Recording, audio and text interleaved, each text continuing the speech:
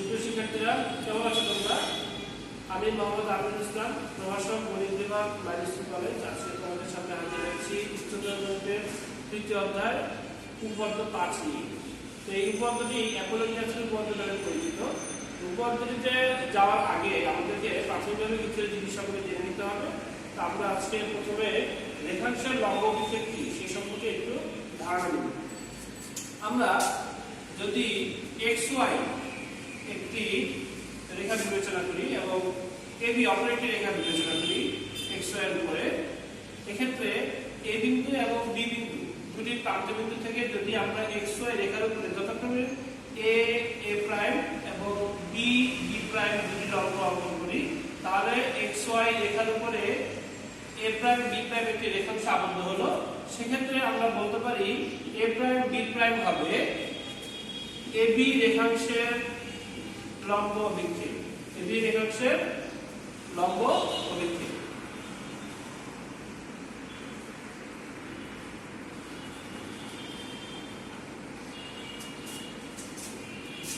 আবার যদি আমরা অপর একটি রেখা বিবেচনা করি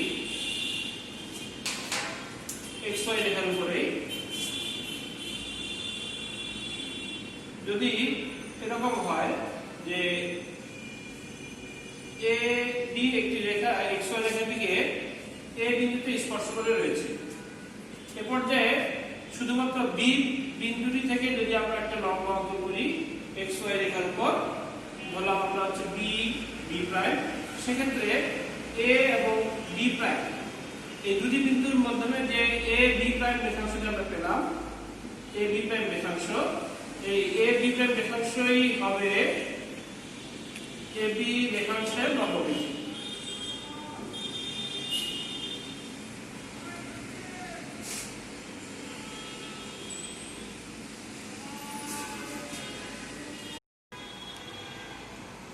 এই পর্যায়ে আমরা চলে যাব উপপাদ্য 5-এ। উপপাদ্য 5টি অ্যাপোলোজিয়াসের উপপাদ্য নামে পরিচিত। গণিতবিদ অ্যাপোলোজিয়াস এই উপপাদ্যটি প্রদান করেন, তাই তার নামানুসারে এই উপপাদ্যটিকে নামকরণ করা হয়েছে। তো আমরা চলো উপপাদ্যটির বিবৃতি দেখে নিই।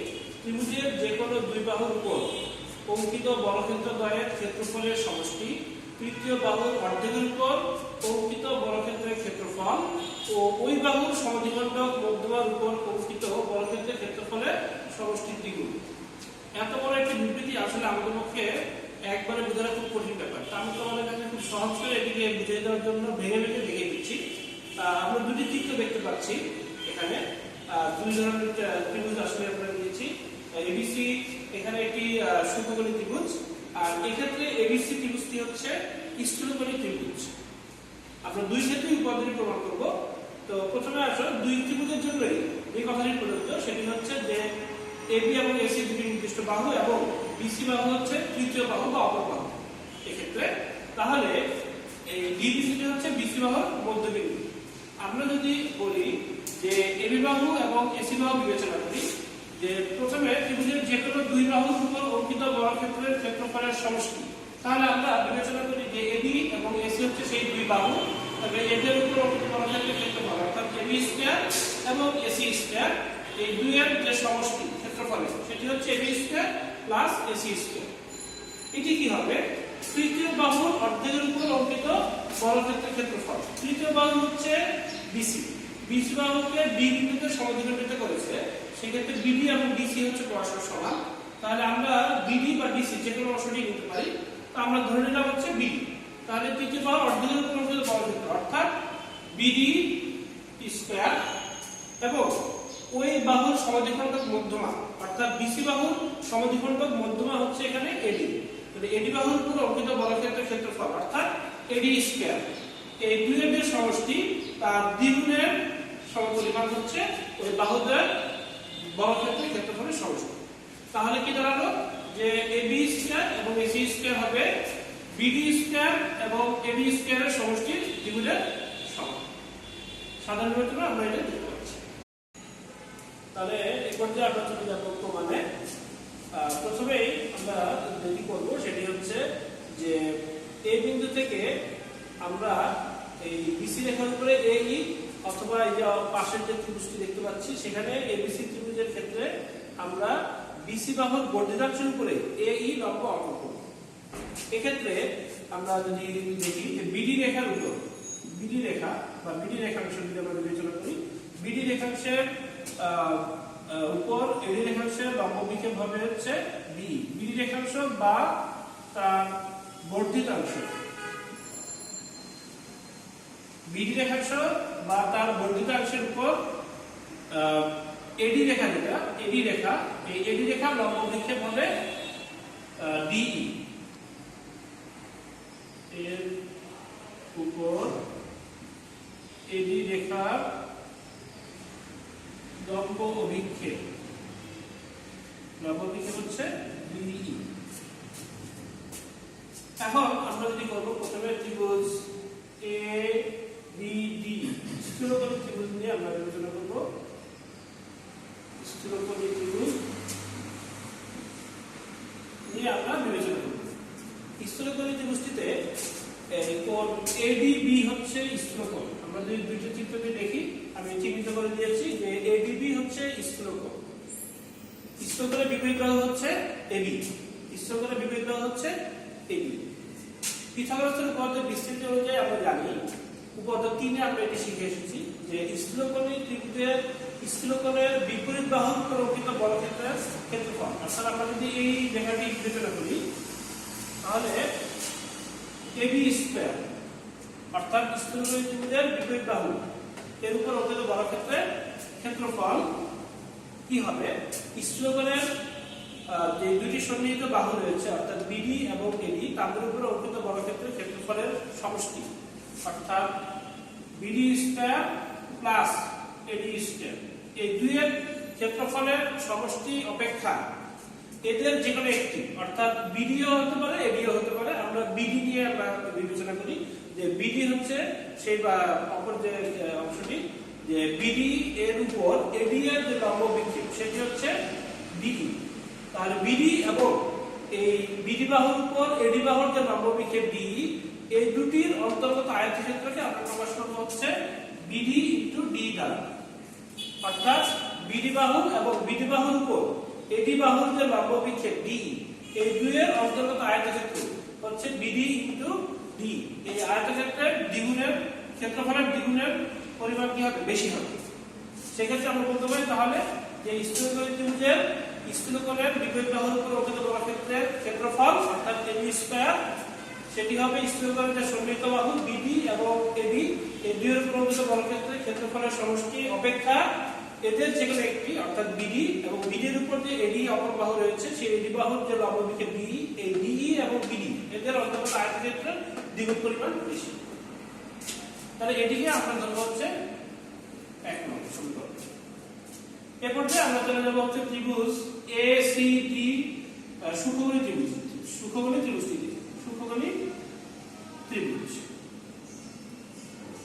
সুখকোণী ত্রিভুজটি যদি আমরা বিবেচনা করি এসিডি, আমরা যদি এসিডি ত্রিভুজে আমরা এখানে আমি যে সুখকোণটিকে চিহ্নিত করে দিচ্ছি, সুখকোণটি হবে হচ্ছে কোণ এডিসি, কোণ এডিসি সুখকোণ। এডিসি কোণ এডিসি হবে সুখকোণ।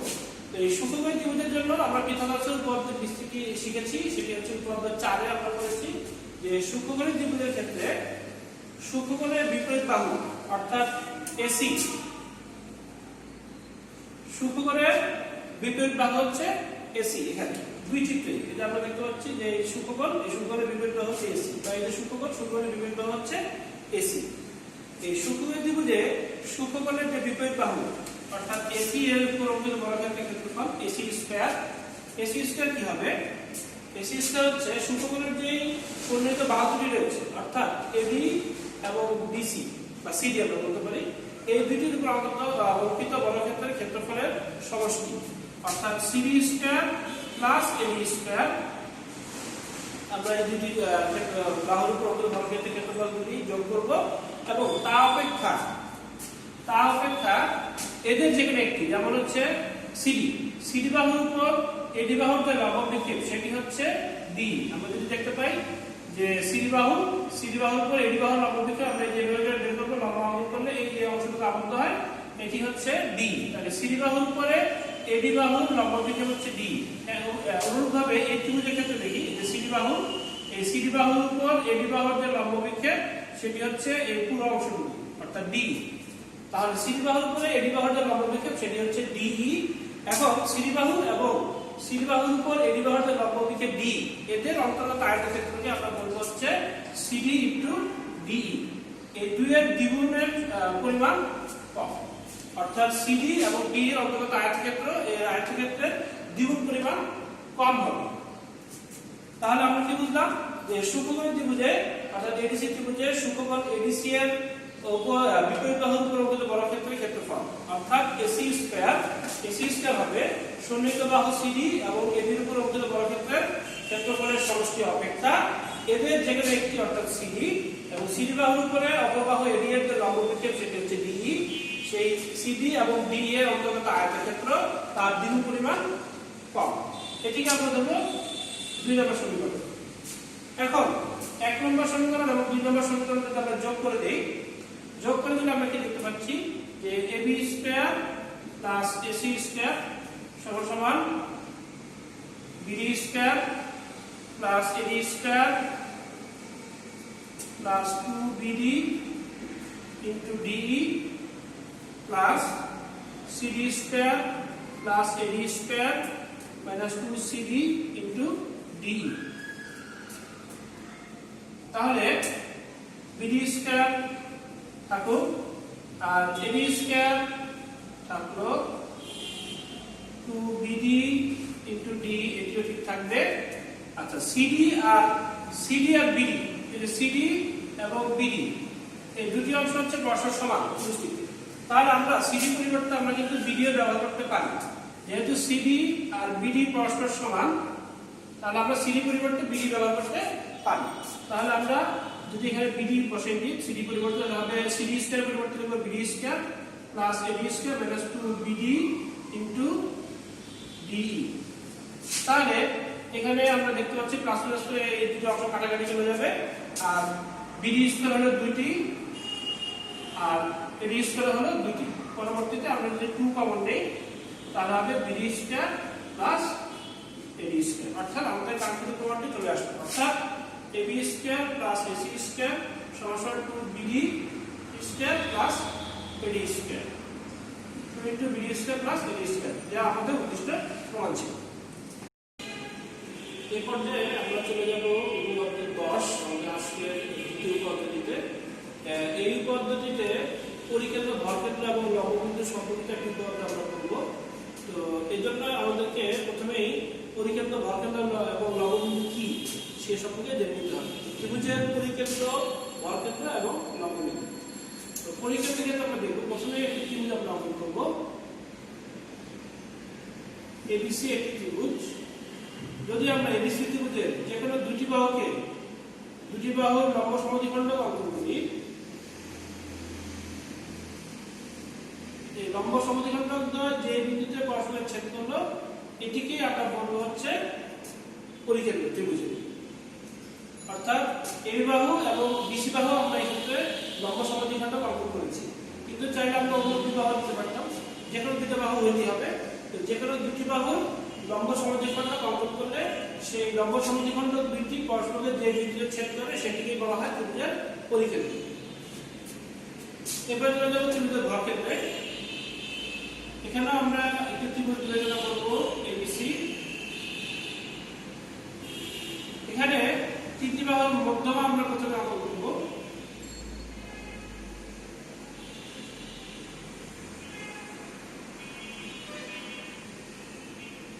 এক্ষেত্রে আমরা দেখতে পাচ্ছি যে ত্রিভুজের মধ্যমা তিনটি পরস্পরকে জি বিন্দুতে ছেদ করেছে। এই জি বিন্দুটিকে বলা হবে ত্রিভুজের ভরকেন্দ্র।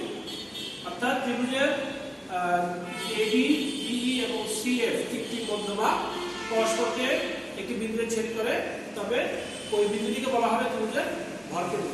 অর্থাৎ ত্রিভুজের তিনটি মধ্যমা পরস্পরকে যে বিন্দুতে ছেদ করে সেটিকে বলা হয় ত্রিভুজের ভরকেন্দ্র। অর্থাৎ এই ত্রিভুজেই যে এবি, বিই এবং সিএফ তিনটি মধ্যমা পরস্পরকে যে বিন্দুতে ছেদ করেছে তাই যে বিন্দুকে বলা হবে ত্রিভুজ এবিসি এর ভরকেন্দ্র। এখন চলে যাবো লম্ববিন্দুতে। ত্রিভুজের তিনটি শীর্ষবিন্দু থেকে যদি আমরা বিপরীত বাহুগুলোর উপর ত্রিভুজের তিনটি শীর্ষবিন্দু থেকে যদি আমরা বিপরীত বাহুগুলোর উপরে লম্ব অঙ্কন করি, যেমন এডি লম্ব, তারপরে আমরা অঙ্কন করলাম হচ্ছে বিই লম্ব এবং অঙ্কন করলাম হচ্ছে সিএফ লম্ব।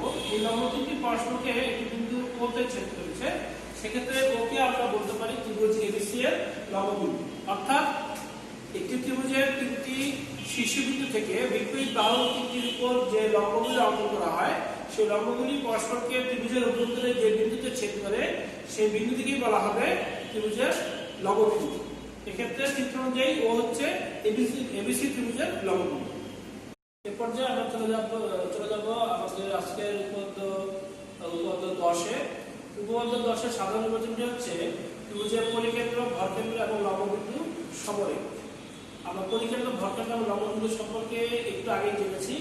তো এখানে আমি তোমাদের ছবি এঁকেছি, তোমরা দেখতে পাচ্ছ যে ত্রিভুজ এবিসি এর জন্য যে তোমার এস হচ্ছে পরিকেন্দ্র এবং এই এবিসি ত্রিভুজের তিনটি শীর্ষবিন্দু দিয়ে আমরা একটি বৃত্ত অঙ্কন করেছি। এটি হচ্ছে এবিসি ত্রিভুজের পরিবৃত্ত এবং পরিবৃত্তের কেন্দ্র হচ্ছে এস, যেটাকে আমরা পরিকেন্দ্র নামে বলতে পারি।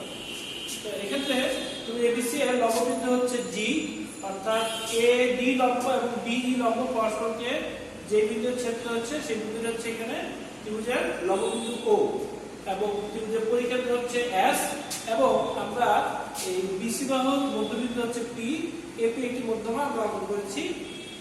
এখন এক্ষেত্রে লম্ববিন্দু ও এবং এস এই দুটি বিন্দুর সংযোজক সরলরেখা এপি মধ্যমার দিকে জি বিন্দুতে ছেদ করেছে।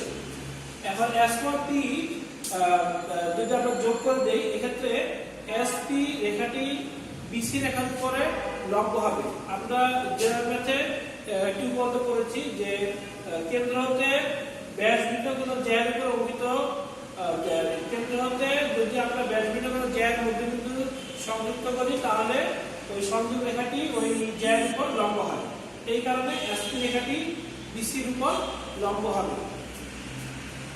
তাহলে জি বিন্দুটি ত্রিভুজ এবিসি এর ভরকেন্দ্র, জি বিন্দুটি ত্রিভুজ এবিসি এর ভরকেন্দ্র, এটি যদি আমরা প্রমাণ করতে পারি তাহলেই লম্ববিন্দু, পরিকেন্দ্র এবং ভরকেন্দ্র তিনটি বিন্দুই একই রেখায় অবস্থিত হবে, এটি প্রমাণ করা হয়ে যাবে। অর্থাৎ আমরা যদি প্রমাণ করতে পারি জি বিন্দুই হচ্ছে ত্রিভুজের ভরকেন্দ্র, তাহলে আমাদের উদ্দিষ্ট প্রমাণ চলে আসবে। এই পর্যায়ে আমরা চলে যাবো পদ্ধতি প্রমাণে। তো প্রথমেই আমি তোমাদেরকে দেখাতে যাচ্ছি, সেটি হচ্ছে ওএ এবং এসপি মধ্যে একটি সম্পর্ক।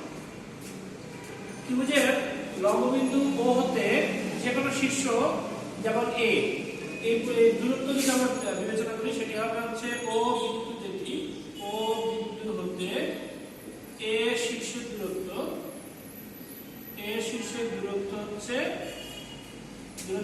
ওএ এবং এ শীর্ষবিন্দু থেকে তার যে বিপরীত বাহু বিসি, এই বিসি বাহুর মধ্যবিন্দু, বিসি বাহু হতে পরিকেন্দ্র এস এর যে দূরত্ব, অর্থাৎ বিসি বাহু ও পরিকেন্দ্র এস এর যে দূরত্ব সেটি হচ্ছে এসপি। এদের মধ্যে সম্পর্ক হচ্ছে ওএ সমান 2sp।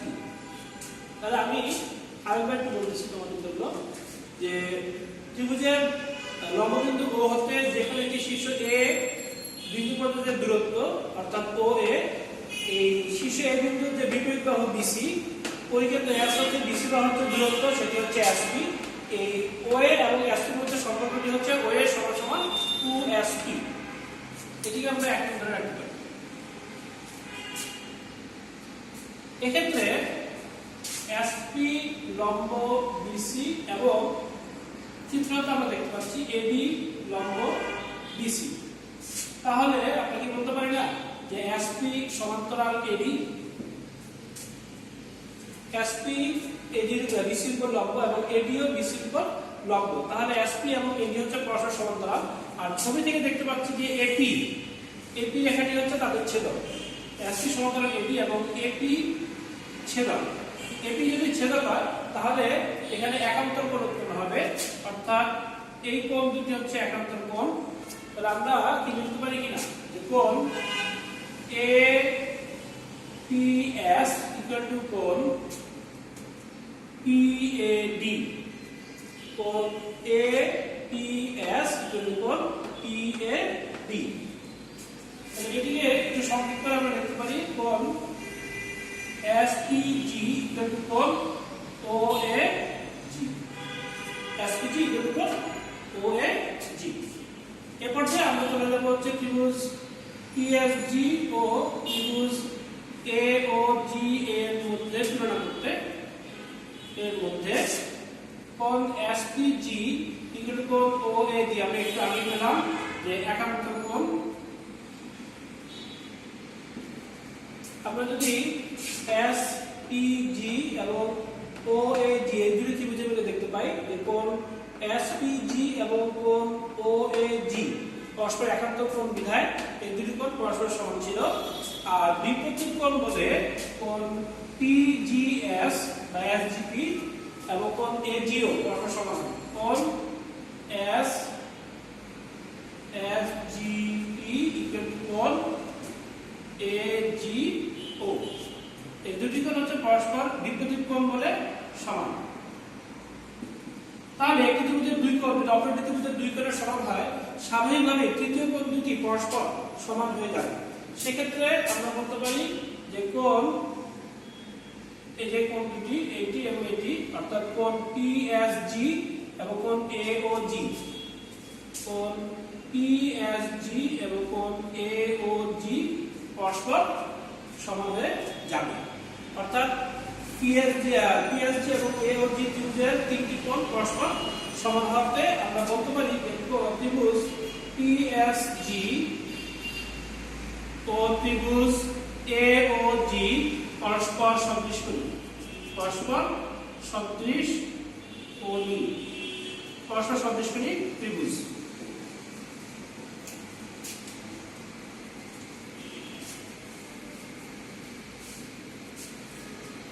সদৃশকোণী ত্রিভুজের একটি বৈশিষ্ট্য হচ্ছে যে এর অনুরূপ বাহুগুলোর অনুপাত সমান হবে। এক্ষেত্রে এই SPG এবং হচ্ছে AGO যে ত্রিভুজ দুটি, এই ত্রিভুজ দুটি পরস্পর সদৃশকোণী এবং হওয়াতে এদের অনুরূপ বিন্দুগুলো কোনটি আগে আমাদেরকে জানতে হবে। P বিন্দু এবং A বিন্দু হচ্ছে এক্ষেত্রে অনুরূপ বিন্দু, S বিন্দু এবং O বিন্দু হচ্ছে অনুরূপ বিন্দু এবং G হচ্ছে সাধারণ বিন্দু।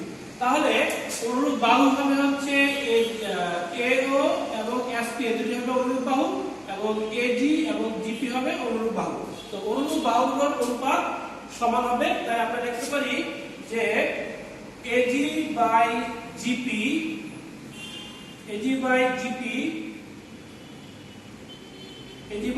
Equal to OA by SP, বা AG by GP equal to O এর মান আমরা এক নম্বর সমীকরণ থেকে যে পেয়েছিলাম যে 2SP এক নম্বরতে।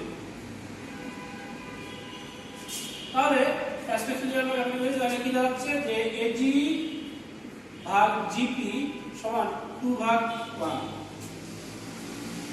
অর্থাৎ AG এবং GP এর যে অনুপাত AG অনুপাত GP সমান 2:1। আমরা জানি যে ত্রিভুজের কোন মধ্যমা যদি যে কোনো একটি বিন্দুতে 2:1 অনুপাতে বিভক্ত হয় তবে ওই বিন্দুটি হচ্ছে ত্রিভুজের ভরকেন্দ্র। এক্ষেত্রে AG/GP অর্থাৎ AP মধ্যমাটি G বিন্দুতে, AP মধ্যমাটি G বিন্দুতে 2:1 অনুপাতে, অর্থাৎ AG এর দিকে 2 ভাগ আর GP এর দিকে হচ্ছে 1 ভাগ। তাহলে AG এবং GP এই দুটি অংশে বিভক্ত হয়েছে 2:1 অনুপাতে AP মধ্যমাটি G বিন্দু। তাহলে G বিন্দু হবে AP মধ্যমার ভরকেন্দ্র, ত্রিভুজের ভরকেন্দ্র। তাহলে G বিন্দুটি হবে ত্রিভুজ ABC এর ভরকেন্দ্র। তাহলে আমরা বলতে পারি সুতরাং G ত্রিভুজ ABC এর ভরকেন্দ্র। তাহলে আমাদের নির্দিষ্ট প্রমাণটি চলে আসবে, অর্থাৎ ত্রিভুজের পরিকেন্দ্র, ভরকেন্দ্র এবং লম্ববিন্দু একই সরলরেখায় অবস্থিত, এটা আমরা প্রমাণ করতে পারব। তো সুপ্রিয় শিক্ষার্থীরা, আশা করি তোমরা উপপাদ্যটি বুঝতে পেরেছ এবং পরবর্তীতে তোমরা এই পদ্ধতিটিকে বাড়িঘাট হিসেবে তোমরা জমা দিবে লিখে তোমাদের সাবজেক্ট টিচারদের কাছে। আর করোনার এই পরিস্থিতিতে সবাই নিরাপদে যার ঘরে অবস্থান করবে। স্টে হোম, স্টে সেফ, এই কথাটি বলে আজকের মতো ক্লাস এখানেই শেষ করছি। সবাইকে অনেক ধন্যবাদ।